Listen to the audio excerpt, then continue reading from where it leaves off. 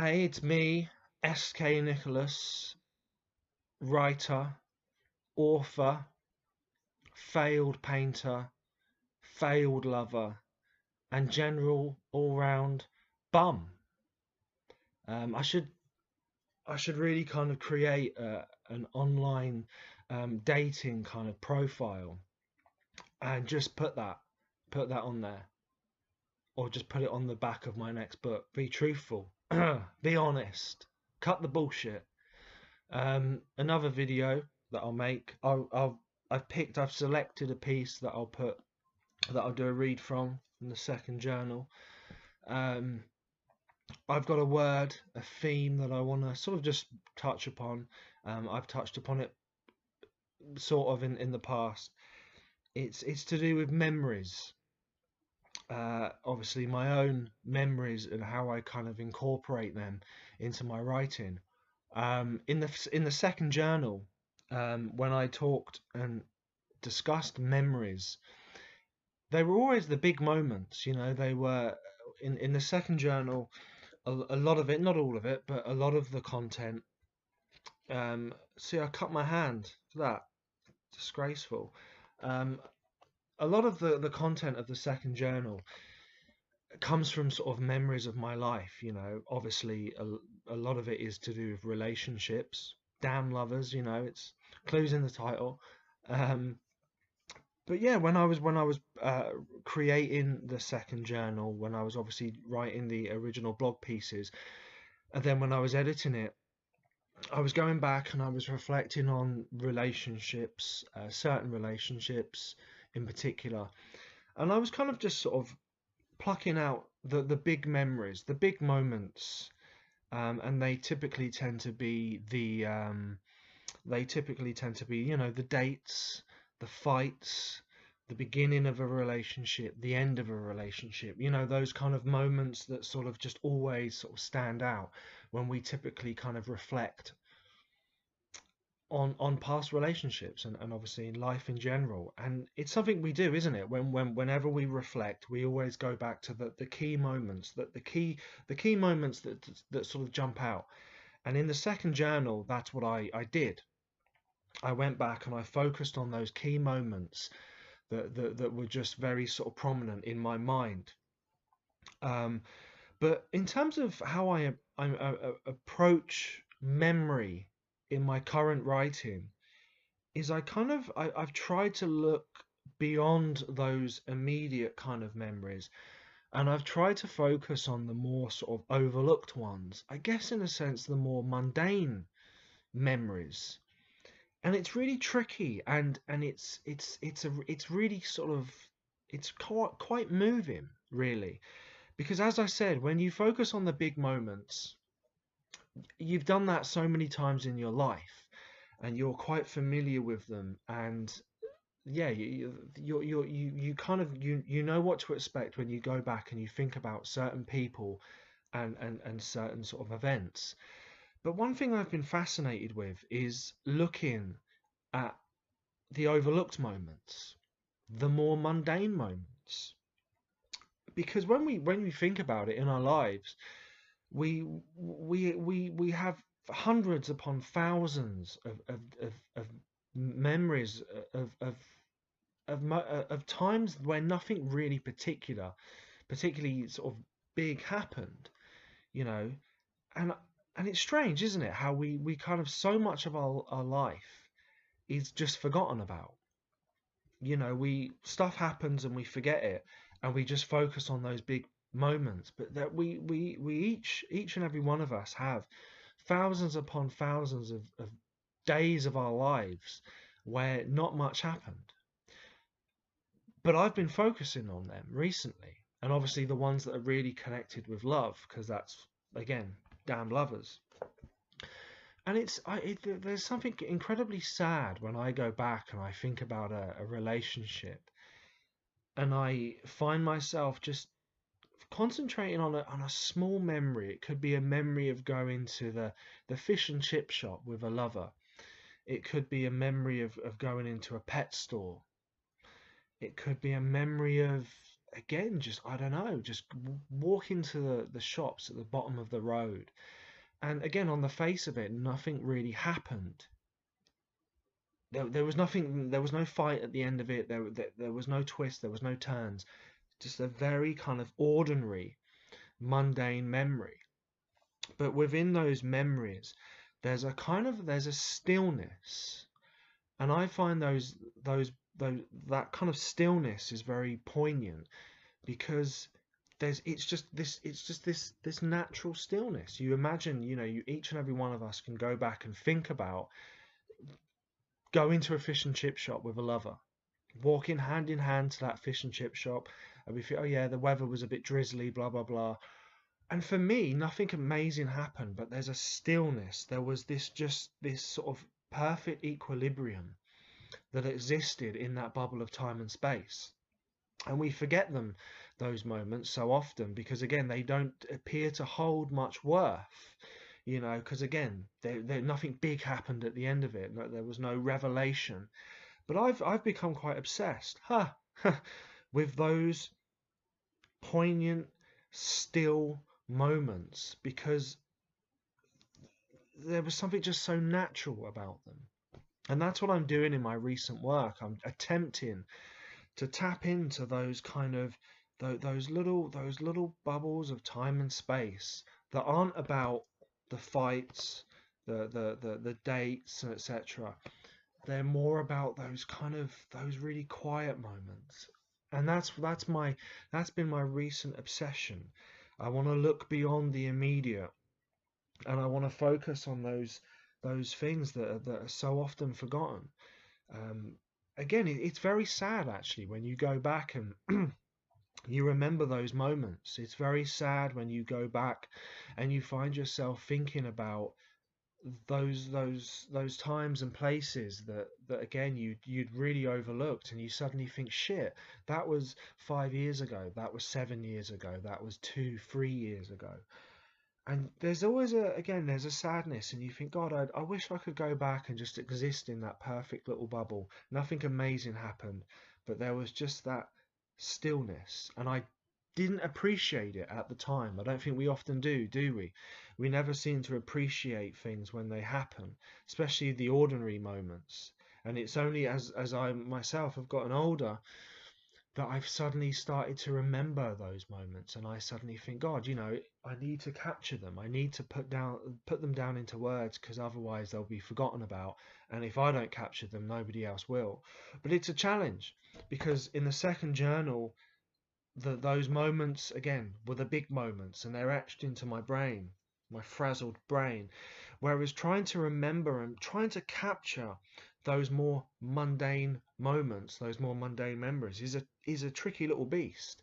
Look at that, because what happened? How, and again, nothing amazing happened. It's just me trying to tap into those subtle nuances, and that's my latest challenge in terms of my writing practice. That's my latest obsession. It's nice. It's nice to kind of have something in mind. Sometimes when I'm writing, I tend to think, shit, I don't really know what I'm focusing on at the moment. So that's my latest focus. Tapping on to those overlooked moments that, again, that so often slip through our fingers because we're always chasing something else, or we're always thinking about the stuff that always kind of, I'm going to stop saying that word always. It's a great word, but I don't need to keep saying it. I'll say it once more. Always. Yeah, I like that word. uh, I've got another piece I'll read. It's called Harvest Moon. I'll read two. I'll read one which I've picked, which Harvest Moon, and I'll read another one which will be at random. So yeah, Harvest Moon, I think again kind of taps into what I've been talking about. Harvest Moon. The month is now September, and the chill wind that blows against my face is letting me know that the fall is on its way. Slowly it approaches, inevitably it crawls. The streets are empty and echo with the chatter of distant magpies as someone plays the guitar but behind closed doors. Sounds Spanish somehow. Everything is a ball ache, so I abuse myself in an attempt to feel better, while thinking of a woman I've never met but of whom I dreamt about last night. It was one of those dreams where there's no logic, but everything makes sense somehow. She had these perfect teeth, and her flesh was both warm and soft beneath my touch as I took her on a balcony that overlooked a cityscape reminiscent of Blade Runner. Earlier in the day, I saw some video that detailed the effects of the sudden removal of humans from Earth. Within a few million years, all traces of our occupation will have been completely wiped out. Made me smile to think of all the animals enjoying themselves without us butchering them, but then it made me sad because I wanted to be there with the animals as well. I want to be completely untouched and free to be who I want to be, but instead I'm here with the rest of them, dissolving at the hands of their toxic ways. There's a grave in the cemetery I walk through on my way back from work. The weathered name on it is old, over 150 years old in fact. Mary Squire, it reads. She died in 1834 at the age of 87. Who was she? What kind of person was this woman now dead for over a century and a half? Did she ever believe some mental writer would be thinking of her so long after she breathed her last?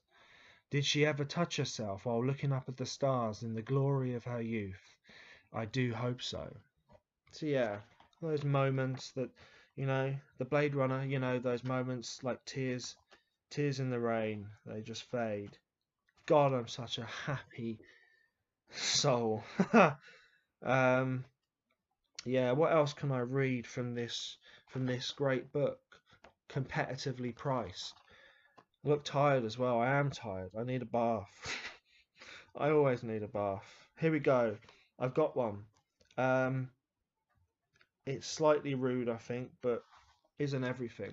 This one's called Catnip Girl. No idea of writing this. Catnip Girl. Beneath a light bulb that flickers whenever we fuck, there are over a dozen notepads on the shelf above the bed that remain empty save for a few illicit drawings of women in varying stages of undress. Each time I attempt to write something, nothing comes to mind. Instead, there are images with no voice, faces with no name, mountains that belong underwater that appear in photographs of the town I grew up in, which I know is impossible, it just has to be. After I pump away and my lower half goes numb, I slide off and lie there on my back as she complains about the love bites I've given her.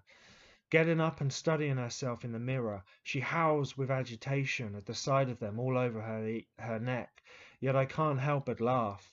The sight of those blank notepads, though, the thought that I haven't touched the book again in months, what a waster man I've become, but it's always the same. Whenever I get with a woman, I become tame and lose my edge. My creative juices dry up until there's nothing much there at all. If it's not the drink, it's women. If it's not women, it's a lack of women. If it's nothing to do with women, it's something to do with childhood fears I can't remember, but which lurk just out of view. Straightening her hair, she scowls at me in the mirror as I look down and poke my cock, which is still numb and tingly from my dance. Making a remark that's supposed to hurt my feelings, I throw one right back at her concerning the stretch marks on her hips that causes her to snap. Jumping off her seat, she goes to attack me with her hairbrush, but I sidestep her and attempt to neutralize the situation before she does any harm. Thrashing around in my arms, she does her best to wriggle from my grasp, but I keep hold of her and give her another hickey for good measure. Attempting to chew my fingers, I push her down onto the bed and quickly go to the bathroom, making sure to lock the door behind me before jumping in the shower. Pulling back my foreskin as she screeches from the other room, I take the shower head and make sure to wash the blood and cum clean off. What a lovely piece. Yeah, that last one was written about the muse who shall remain nameless. So yeah, a couple of pieces there. Um, yeah, I'm SK. 15 minutes, I think that's a good length. Nothing too much. I feel quite tired. So yeah, memories, all those little moments like tears in the rain. It's such, again, as the older I've become, I find myself really thinking back to those certain memories, those certain periods of time, again, that you just lose sight of them because we're always kind of, going somewhere.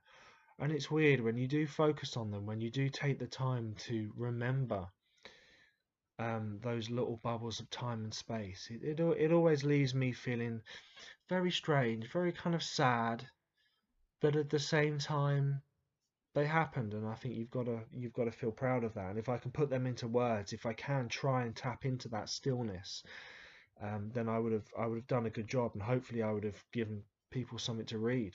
So yeah, I'm SK Nicholas.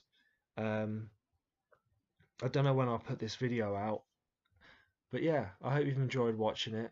Um, I'm going to have something to eat now. I'll have a cup of tea. I'll probably have a salmon sandwich. I quite like salmon. I don't really like fish. Fish, I like haddock, but not really anything else. I hate tuna. I've got a memory of that, but if I divulge it, I could give something away, so I won't. But I don't like tuna.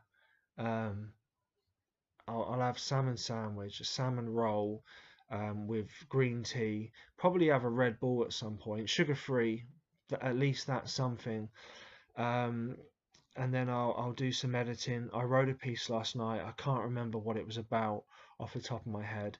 I've got so much to do. I'm behind as usual with everything. When I had my week off, I wrote a list down of everything I needed to do, and I've done less than half. I'm just shit. I'm a complete and utter hypocrite, because if I send someone a message, a text message or an email, I expect a reply. I but yet I'm an arsehole because I don't reply to people's messages or emails that quickly. Sometimes months go by. I get a message from someone and I think, okay, I'll respond to that, and then it just leaves my head, and then literally 2 months later I think, fuck. And that's the truth. I just lose sight of it. I might have a haircut later. I cut my own hair. I don't like people touching me. I only allow a lover to touch me. I'm not one of those touchy-feely types. You know, when people they go in for the cuddle and all of that. Get the fuck away from me. Again, a lover, I allow a lover to touch me. That's fine. Um, I wrote a blog about this recently. I only allow two people to touch my hair, a lover or my mum. My mum hasn't cut my hair in years, but I don't mind her touching it. But I don't allow some random person in a hairdresser to start fiddling with it. Get the fuck. So yeah, I'm sort of going a little bit grey. You can't really see it that much, so I'll cut this off and I'll keep the top. I did cut all of that a couple of years ago, and I look like a right dickhead.